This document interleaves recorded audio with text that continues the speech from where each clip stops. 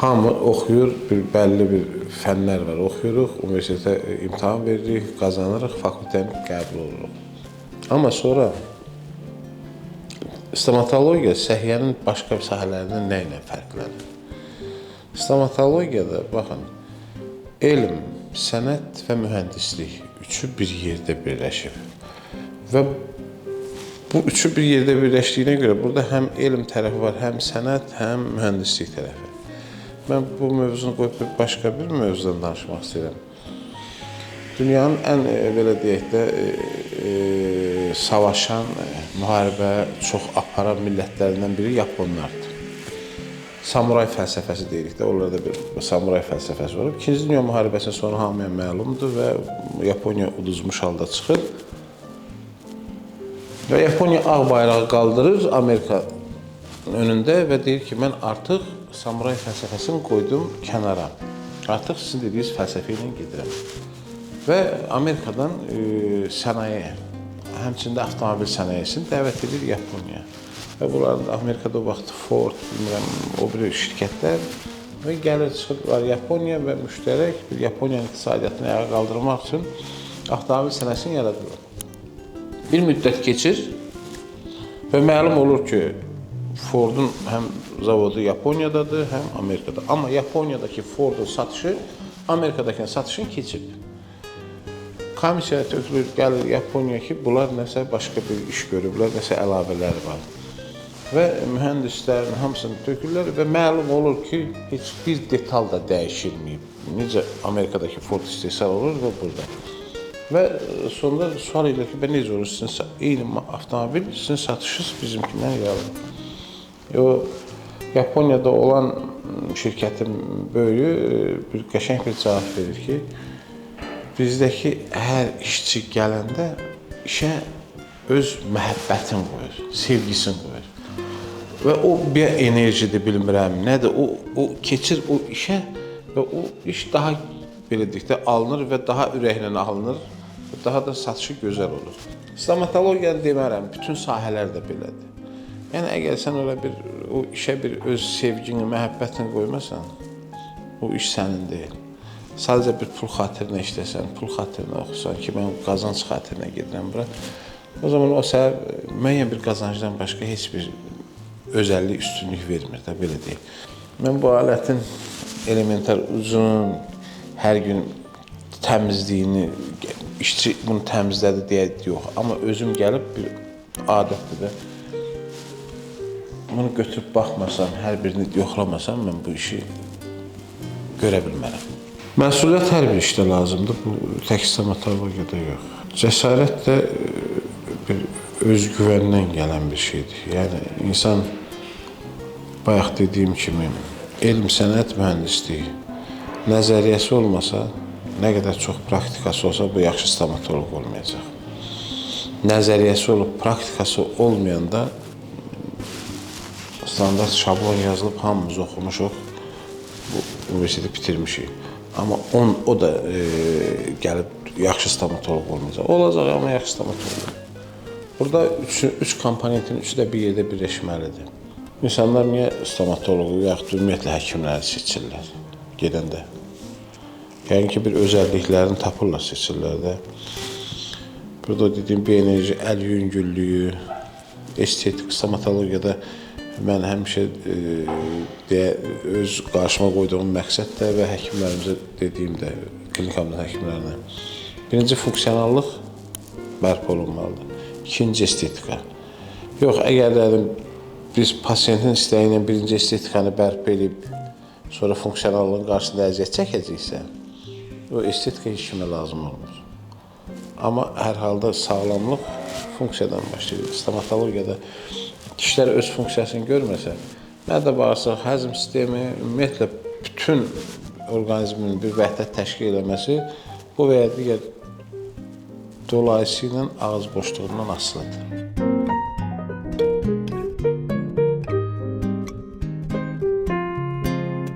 Allah rəhmət eləsin, mənim elmi rəhbərim Mahir müəllimlə bizim bir projemiz var idi.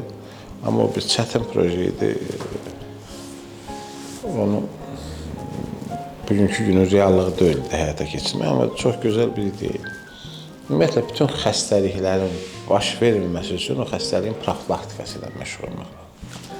Bizdə də ağız boşluğunda diş stomatologiyada ən çox yayılan xəstəlik karyesdir. Bütün hər bir problemlər karyesdən və diş əti qanamasından başlayır. Dişlərin itirilməyi. Və o zaman karyesin profilaktikası ilə məşğul olması üçün Mahir müəllimin bir qəşəng bir yerdə tam hazırlayıb başa çatdıra bilmədik, amma bir projesi var idi. O zaman Ümumdünya Səhiyyə Təşkilatının 78 ya 82-ci il normativində stomatoloji mədəniyyəti yüksək inkişaf etmiş ölkələr. Bu ölkələr nə ilə seçildi? 180 yaşa çatmış əhali arasında başlıq da belə idi. 80 yaş 4 diş. Yəni 100 nəfər 80 yaşa çatmışların 60-70%-dən çoxunda 4 diş salamat qalıbsa, o zamanki dövrə bu stomatoloji mədəniyyəti yüksək inkişaf etmiş ölkələrdir. Dolayısıyla bunlar dişlərini qorumuş, yəni o ölkənin stomatoloji səhiyyəsi təşkil olunmuş ölkələrdir. Və ona görə də o zaman uşaq stomatoloji poliklinikaları, bağçalarda, ta universitetlərə qədər hər yerdə diş həkimi ştatı var idi. Və burada əgər nəzərə alsaq ki, karyesin sağlamlığı ilə hamiləliyin ilk həftəsindən başlamaq lazımdır. Çünki ilk həftələrində sümük və sinir sisteminin əsası qoyulur. Qidalanmadan tutmuş, ta fiziki hərəkətlər deyim, diş sağlamlığı deyim, buna qədər hamısı nəzərə alınmışdır. Və o zaman əgər bu iş geçsəydi, indi 18 yaşına çatmış insanları götürüb stomatoloji sağlamlıqla məşğul olub və ondan sonra gələn ikinci nəslin 30 yaşına çatanda o zamanki qoyulan Ümumdünya Səhiyyə Təşkilatının tələblərinə cavab verən bir nəticə əldə almaq olardı. Əlbəttə ki, burada irsi faktorlar da rol oynayır. İrsi faktorlar tutaq ki, endemik zonalar, bunları çıxmaq şərti ilə. Tutaq ki, irsi faktorlarda irsiyyətdə var, belə deyək də, parodontoloji xəstəlik. 30-35 yaşdan sonra bu davam edir. Sadəcə biz onu ləngidirik. Stomatologiyada ləngir, qarşı salınır müəyyən bir müddətdə. Bunları nisbi çıxmaq şərti ilə o bir insanlarda bəli, stomatoloji sağlamlığın keşiyində durmaq olur. Bugünkü gündə insanlarımız müraciət elədiyi ən çox problemin adını deməyək də, ya karyes olsun, ya diş çəkimi olsun filan. Sadəcə o bayaq dediyim stomatoloji məlumatın az olmağı, sağlamlıq barədə az olmağı. Əgər həkimlərimiz də içimən qarışıq, daha çox informasiya ötürsək insanlara ki, bunun qarşısını belə alaq. Mən deyirəm ki, mənə bizim klinikə xəstə yox. O bayaq dediyim ki, ikinci etapda duran estetika, kefindən gələn pasiyent olsun da, problemlə gələn yox. Amma artıq bu ağrı ilə gəlibsə, bunun bir problemi var da. Artıq o adamın gözündə ağrıdan başqa bir şey yoxdur. Nə estetika ilk növbədə olar, təkcə ağrını qutartmaqda. Ya diş çəkiləcək, ya diş müalicə olacaq, bunlar həll olunacaq.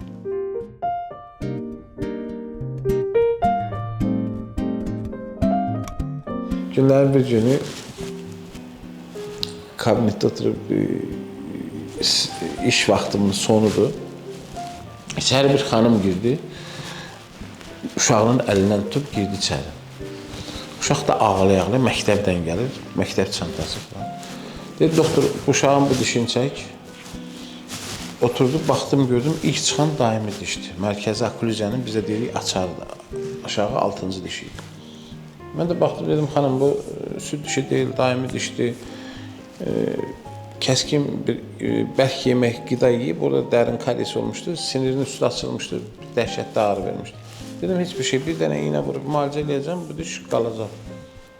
Dedi, uşaq mənimdir, sən məndən çox biləcəksən, deyirəm, bunun dişini dəyişməyib, süd dişidir, çək. Dedim, vallahi billahi bir daimi dişdir, 6 yaşında çıxır. Ha istədim başa salam, mümkün olmadı. Xanım uşağın əlindən tutdu, qapıdan çıxanda yox. Mən dedim ki, mən bu dişi çəkmirəm. Mən bu dişi çəkmirəm. Xanım uşağın əlindən tutdu, qapıdan çıxanda döndü mənə, bilirsiniz nə dedi? Dedi, çəkmirəm, yox, dedi, çəkə bilmirəm. Mən də heç bir söz demədim, xanım getdi. İş yerimin arası ilə bu texniki laboratoriya dəyəsiydim. Ora bir 200 metrə var idi. Mən bildim ki, o ikinci smen həkiminə gələcək və dişi çəkdirəcək. İçimdə bir uşağın gələcəyini fikirləşəndə, öz uşağım da hamısı adamın gözünün qabağına gəlir və tez laboratoriya dəyib, geri qayıdıb həkimi məlumatlandırmaq istədim ki, uşağın dişini çəkmədən müalicə olunasıdır. Mən qaydana kimi o xanım o həkimə nə təzyiq göstərmişsə, mən kabinetin ağzına çatanda gördüm xanım razı halda uşağın əlindən tutdu, çölə çıxır, mənə də bir baxdı, ironiyalı bir gülüş etdi, getdi. Artıq dişi çəkdirmişdi. Yəni o dövrdə biz nə qədər təbliğat aparsaq da ki, bu diş daimidir, bunu qorumaq lazımdır. Biraz o vaxtı bir atalar misalımız var idi. Qonşum pislik göç qutar, dişin ağrıyır, çək qutar, üçüncüsündə demirəm, deyirlər. Amma indi yox, indi insanlar başa düşür ki, bəli, bu bir orqandır. 52 dənə olsa da süd dişləri daxil. Amma bu da bizim ürək kimi, böyrək kimi orqanlarımızdan biridir. Bunu da qorumaq lazımdır.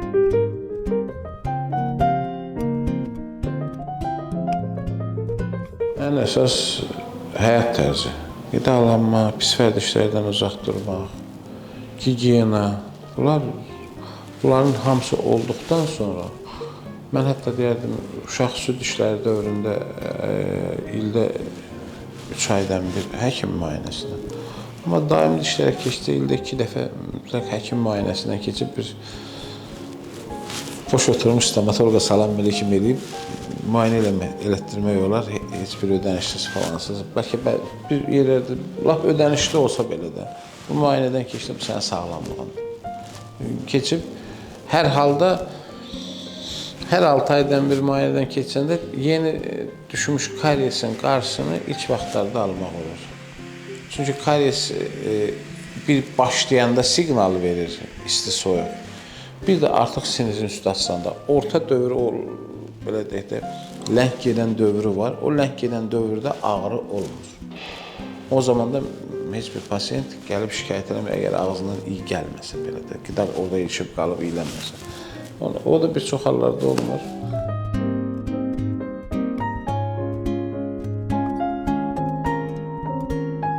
Yox, bütün normal stomatoloji klinikalar kimi biz də çalışmışıq ki, stomatologiyanın bütün sahələrini əhatə edək.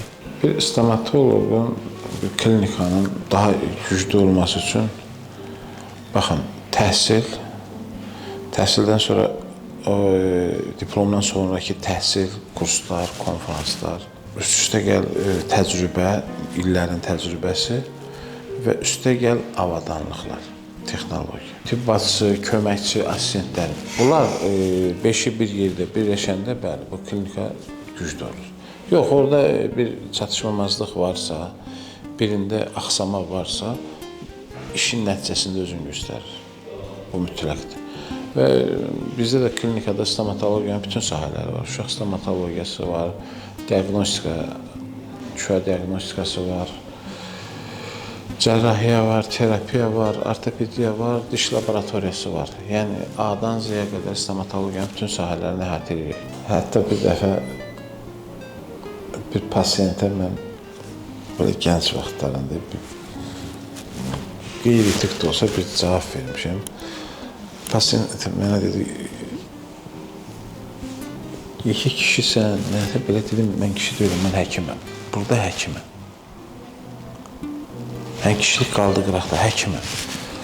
Kimliyindən asılı olmayaraq, pasiyent oturanda həkim özünü unutmursa, o iş içinə girmirsə, artıq belə deyək də, məndən ötürü ya məmur, ya sıradan bir fəhlə və ya sıradan bir, əgər mən məmurun qarşısında həyəcanlanıb özümü unudacamsa, belə deyək də, işimi unudacamsa, mən orada heç bir şey eləyə bilməyəcəm. Amma hamısında məndən ötürü bu pasiyentdir və mən orada artıq o pasiyenti də unuduram, kimliyini də unuduram. Məndən ötürü mənim işimdir də. Çünki birinci öz işimi sevirəm. Onu da nəticəni almaq.